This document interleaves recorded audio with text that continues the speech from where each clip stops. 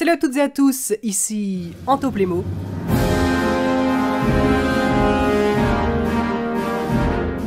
Aujourd'hui, assez grosse vidéo, puisque je vais vous présenter 3 boîtes Playmobil dans une seule et même vidéo. Donc ce sont 3 boîtes que j'apprécie particulièrement, mais qui pour le coup ont peu de choses à voir entre elles. Et c'est justement la magie de Playmobil que de pouvoir mélanger des thèmes différents pour créer des histoires. On commence avec du lourd, avec la hutte d'Assurance Tourix de référence 71016, qui fera en plus une transition parfaite avec ma précédente vidéo sur l'unboxing du village Astérix. On a bien sûr les traditionnels cartons de présentation des personnages qui n'ont peu d'intérêt si ce n'est de nourrir la poubelle. On découvre quelques grosses pièces pour les éléments de construction de la hutte, pas mal d'accessoires et enfin nos 2 personnages, ce qui fait quand même pas mal de pièces puisqu'on a non seulement la hutte mais aussi le tronc et bien sûr un socle pour qu'elle tienne bien en place. Et c'est parti pour le montage en accéléré où l'on peut déjà apprécier le très beau rendu de la construction qui est vraiment haute et parfaitement stable. On passe aux accessoires et bien sûr à la végétation si caractéristique des dessins d'Uderzo. On peut maintenant découvrir nos personnages, à commencer par Assurance Tourix, qui est immédiatement reconnaissable à sa chevelure tout en volume et sa moustache blonde, qui est un incontournable de l'univers de la BD. C'est pour moi le personnage le mieux réalisé de la gamme. Ensuite, c'est au tour de Madame H-Canonix, tout de vert vêtu. Je suis moins convaincu par sa réalisation en Playmobil, qui aurait mérité peut-être de créer une nouvelle coiffure avec un chignon plus haut et peut-être une forme de robe plus proche de celle de la BD. On peut maintenant apprécier la hutte dans son ensemble et je dois dire que j'ai tout de suite été conquis par ses couleurs très douces et agréables sans pour autant tendre vers le cartoon. Cette hutte est l'une des plus typiques du village gaulois et c'est pour moi la mieux réalisée en Playmobil. Petit bémol en revanche pour les marches, donc pour accéder à la hutte, puisque je les trouve trop grossières et pas assez nombreuses à certains endroits, ce qui demande de faire de sacrées enjambées. Pour les points positifs, la forme du toit est très bien réussie, de même que la cheminée et la porte qui a été travaillée pour être le plus réaliste possible. On a même le droit à des instruments de musique pour rappeler qu'Assurance Tourix est bien le barde du village. Et enfin, on a des poules et pas mal de fleurs et de petites plantes. A noter qu'on peut retirer une partie du toit pour atteindre l'intérieur de la hutte, qui est assez exigu mais néanmoins joli, avec un lit à la gauloise, une petite table, une chandelle et du pain. Et pour finir, un clin d'œil génial à la BD, il est possible d'attacher Assurance Tourix à une branche pour pouvoir festoyer sans pluie au grand banquet du village. On reste dans les licences mais on prend un peu d'altitude avec la deuxième boîte, Tonnerre et Tom de référence 71081, qui provient de la série Dragon, les 9 royaumes.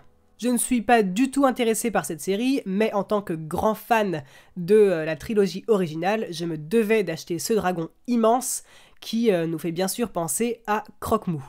Et c'est parti pour le montage, très rapide et facile.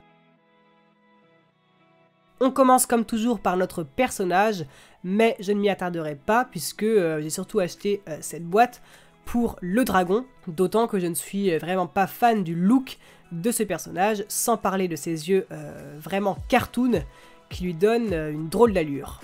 Passons maintenant au chef-d'œuvre de la boîte, le très grand dragon Tonnerre. Et grand au sens propre puisque son envergure est de 60 cm, c'est tout simplement la plus grande jamais parue pour un dragon Playmobil, qui dépasse même celle de Croque-Mou qui comptait environ 50 cm et qui était déjà très grand.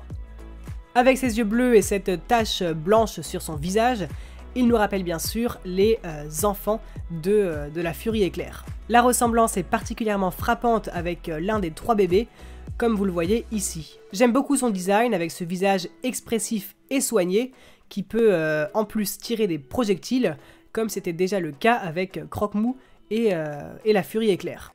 J'étais au départ assez sceptique quant au dessin sur ses ailes et son corps, mais je m'y suis fait, ça lui donne vraiment un côté électrique et puissant que je trouve très appréciable. Et puis c'est sûr que ça le différencie de Croque-Mou. Bien sûr, comme pour Croque-Mou, il est possible d'allumer sa crête dorsale, qui va donc s'illuminer d'un bleu assez vif. A noter que ses ailes tiennent bien en place et ont l'air assez solides, contrairement à celles de certains autres dragons qui avaient tendance à se déclipser trop facilement. Et heureusement, puisqu'avec des ailes de cette taille, ce n'était pas gagné pour les faire tenir. Pour l'occasion et pour comparer ces 2 designs très proches, j'ai ramené Croque-Mou, le seul et l'unique. Vous pouvez déjà observer une grande différence de taille des ailes, mais aussi de longueur et de forme de la queue. Le visage a des couleurs différentes, même si la forme est globalement assez similaire. Et voilà la famille au grand complet, avec la très belle Furie Éclair. Pour conclure avec cette boîte, je pense que vous aurez compris que je l'apprécie beaucoup, mais j'ai quand même des défauts à soulever car je rappelle que cette boîte est vendue à près de 56 €, ce qui fait assez cher pour seulement un dragon, un personnage et quelques accessoires. Gros point négatif, il est impossible de retirer la selle, qui est pourtant une pièce distincte et qui aurait vraiment gagné à être amovible pour en faire autre chose qu'un dragon domestique. Enfin, vous l'aurez remarqué, les tampographies sont assez défectueuses, avec plusieurs points du visage qui ont perdu leur couleur.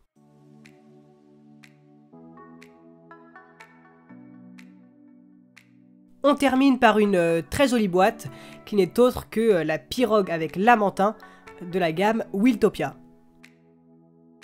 Au niveau du contenu, on a pas mal d'accessoires, un nénuphar géant, 2 personnages, nos lamentins et bien sûr la très grande pirogue. C'est parti pour le montage assez rapide. On peut déjà voir que cette pirogue est vraiment grande en comparaison avec d'autres barques Playmobil. On y ajoute un moteur, une plateforme amovible et un toit, et c'est terminé. Les personnages sont pour une fois assez jolis, très détaillés avec des tenues assez modernes. Mention spéciale pour le bandana rose de notre exploratrice.